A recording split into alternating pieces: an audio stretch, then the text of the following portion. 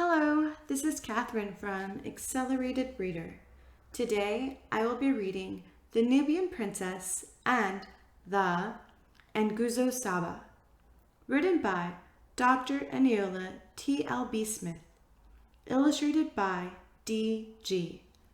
Before I begin reading, I would like to give a big thanks to the author for sending me this book to read on my channel. In the description below, I've included links where you may find and purchase this book. Don't forget to like and subscribe. The Nubian Princess and the Nguzo Saba. Dedication. This book is dedicated to all Nubian princesses everywhere. May your transition to queendom be fabulous and flawless. Special thanks to my loving husband, children, and grandchildren. Thank you for your support. Special thanks to my publishing specialist and project manager at DG Self Publishing. Extra special thanks and love to Dr. Maulana Karenga for granting permission for me to use the powerful, passionate, proliferated principles of the Nguzo Saba to educate our youth. The principles are truly a lifestyle for me.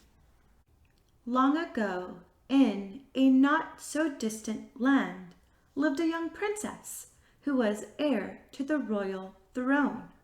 Her time to reign was fast approaching. The young princess was both excited and concerned. She was excited about becoming queen and concerned about whether she was wise enough to rule. Though she was intelligent, compassionate, and full of promise, she lacked confidence.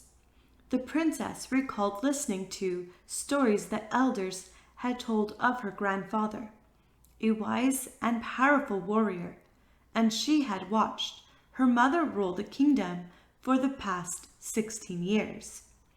The princess would retell the same stories to the village children with every opportunity she had. Still, she was not convinced she could follow successfully in her queen mother's and grandfather's footsteps. One hot sunny day, while sitting near the river, gazing at her reflection and pondering her course, the princess confided in her friend Nubia, an African sacred ibis.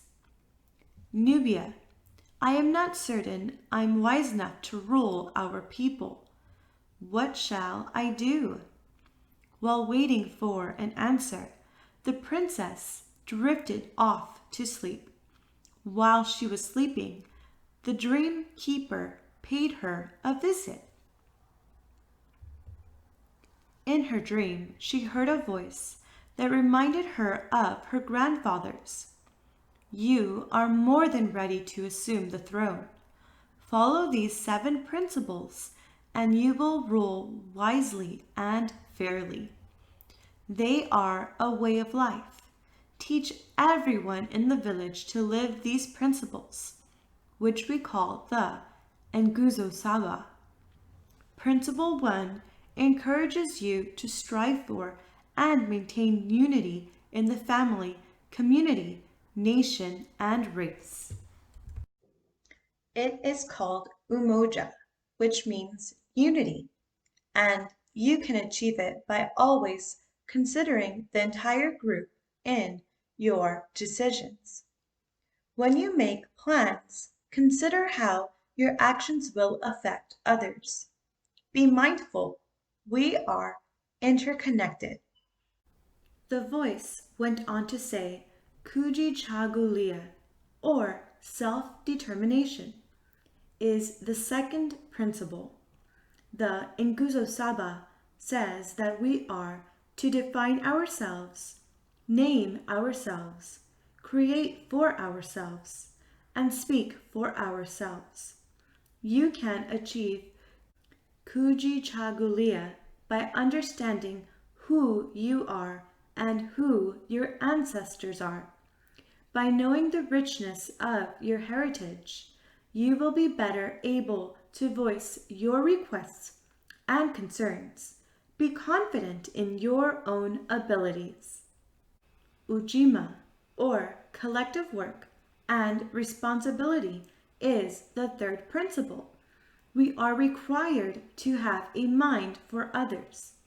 This means to build and maintain our community together and make our brothers and sisters' problems our problems and solve them together.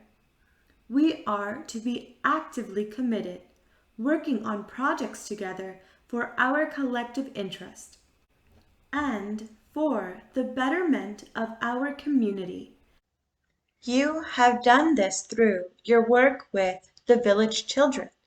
You can continue to show responsibility as a ruler of this great nation by ruling from your spirit. Remember that our souls and those of our people rest in our ability to raise crops and profit from the sale of the harvest. The Nguzo Saba tells us to build and maintain our own stores, shops, and other businesses and to profit from them together. Our village market is a perfect example of our working together. This is the fourth principle, Ujamaa, which means cooperative economics. Each of us was born with a collective and individual purpose. The voice continued. Your purpose is to lead our great nation with compassion and careful consideration.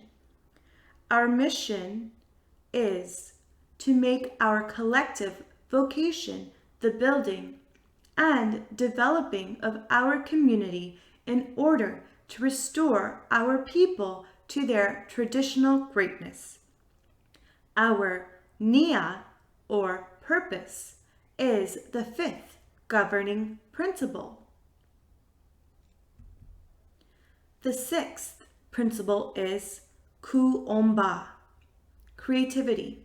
We must remember to do always as much as we can, in the way we can, in order to leave our community more beautiful and beneficial than we inherited it.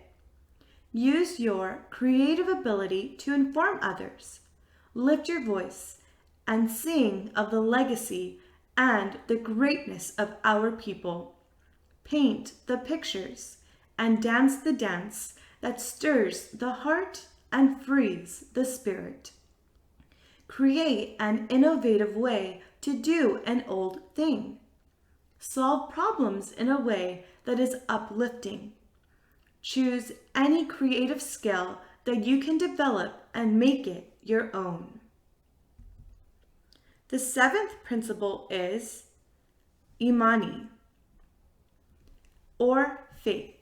Use this principle to guide you through tough days and long nights. In times of indecision, don't give up the fight. Imani means to believe with all our heart in our people, our parents, our teachers, our leaders, and the righteousness and victory of our struggle. Yes, you are more than ready, princess, and if you apply these 7 principles, you will have the wisdom to rule. The princess could feel herself waking, yet struggle to hear more from the voice that reminded her of her grandfather. Just as she began to open her eyes, she heard the voice exclaim, "And you shall be Sankofa. You shall use the wisdom of the past to guide your future and the future of our people." Princess Sankofa awoke from her dream with a renewed purpose. She danced with joyful exuberance, knowing the principles of the Nguzo Saba as a way of life. The end. Thank you for listening. Don't forget to like and subscribe. In the description below, I've included links where you may find and purchase this book.